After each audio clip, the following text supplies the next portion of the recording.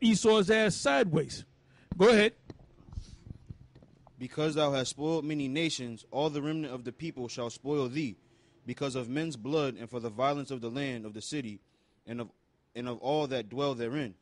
Woe to him that coveteth an evil covetousness to his house. And who does that fit on the planet Earth? Esau. That's why you've been down there in Iraq for the last more than 10 years, really about 20 years. All right, you're in Pakistan, and them people hate you over there. The people of Iraq hate you. You've been in Afghanistan. Afghanistan, that's the longest war or conflict that you've been in. That broke the record that you set back when you was in the Vietnam conflict. And the monkey boy made a statement that he promised that he was going to bring the troops back from Afghanistan in July of 2011. But we're in the month of June. Let's see what's going to happen in July. And the Congress is mad at him now because he went against the War Powers Act, where if you go into a nation and are sovereign and you strike that sovereign, you bring war against that sovereign, and within 60 days you got to go before Congress, and they have to prove whether you can stay in there or not. And he said he was only going to be there for days, a couple of days, maybe a week. And now they're getting ready to bring in ground troops. So, like I said, all the nations see this, man. All the nations see this.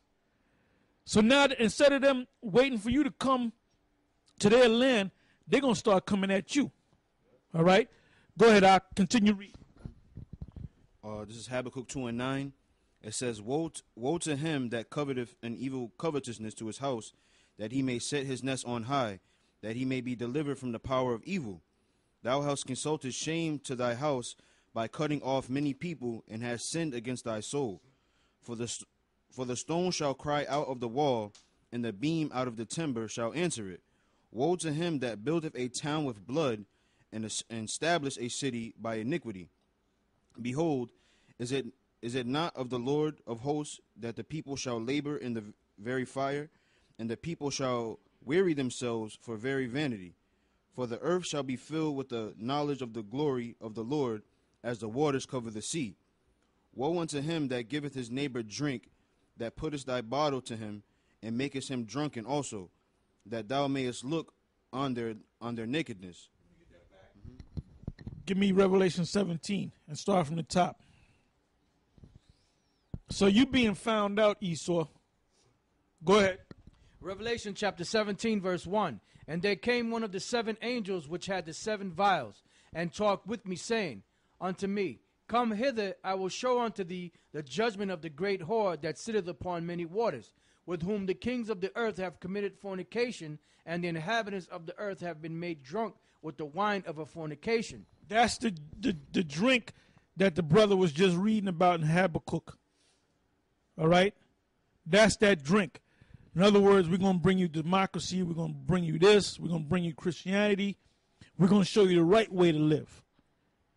Then when you show them the right way to live, what pops up? Strip joints, faggots, lesbianism, pedophiles. You're going to have Arabs wanting to cut their penis off and put a vagina where their penis is supposed to be. So you're the great corrupter, you know? Go ahead. Jeremiah 51:7.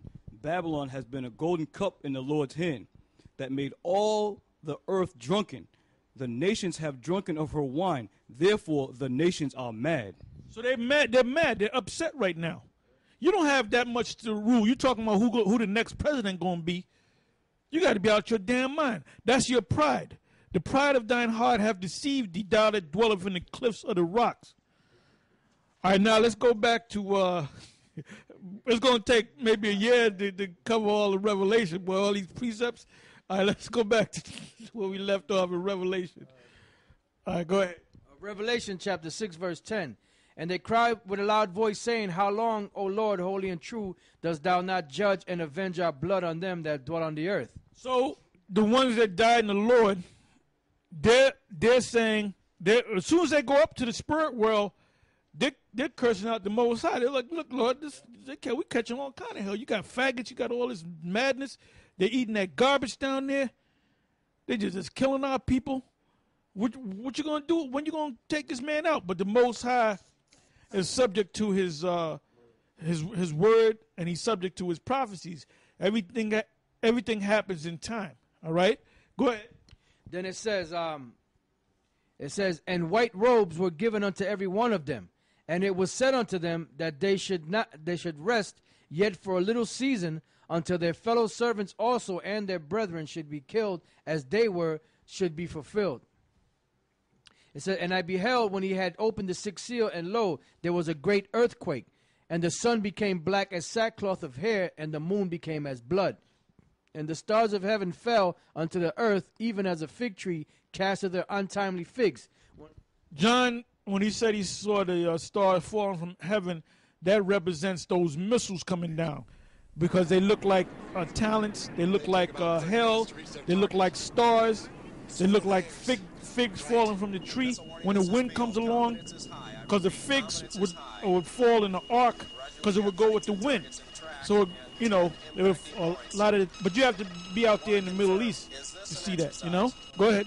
Then you have the so-called shooting stars, and then you see how the stars come. That's how when the missiles come from the outer atmosphere, that's how they come into the earth. That's heavy. It says, and I beheld when he had opened the sixth seal, and lo, there was a great earthquake, and the sun became black as sackcloth of hair, and the moon became as blood.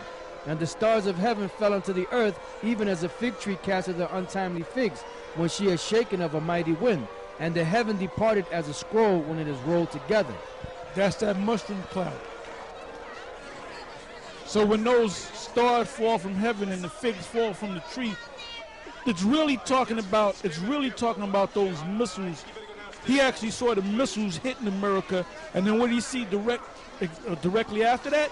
He saw that mushroom cloud. So that's that ICBM. Go ahead.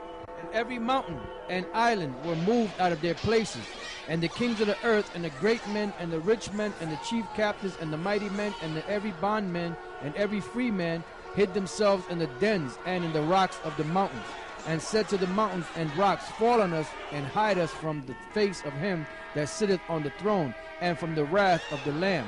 For the great day of his wrath is come, and who shall be able to stand? Them Edomites, they're going to be humbled down. They're going to be humbled down on that day. Read that again. It said, and said to the mountains and rocks, fall on us, and hide us from the face of him that sitteth on the throne, and from the wrath of the Lamb. For the great day of his wrath is come, and who shall be able to stand? That's right. You're not going to be able to stand. So you're going to eat this destruction. All right? Go ahead. Yeah, because Elatar said the so-called white man is going to be humbled down. Here's a proof. This is Isaiah 2 and 12. Well, I'll start at 11. It says, the lofty looks of man shall be humbled, and the haughtiness of men shall be bowed down, and the Lord alone shall be exalted in that day. That's plain. For the day of the Lord of hosts shall be upon every one that is proud and lofty, and every one that is lifted up, and he shall be brought low.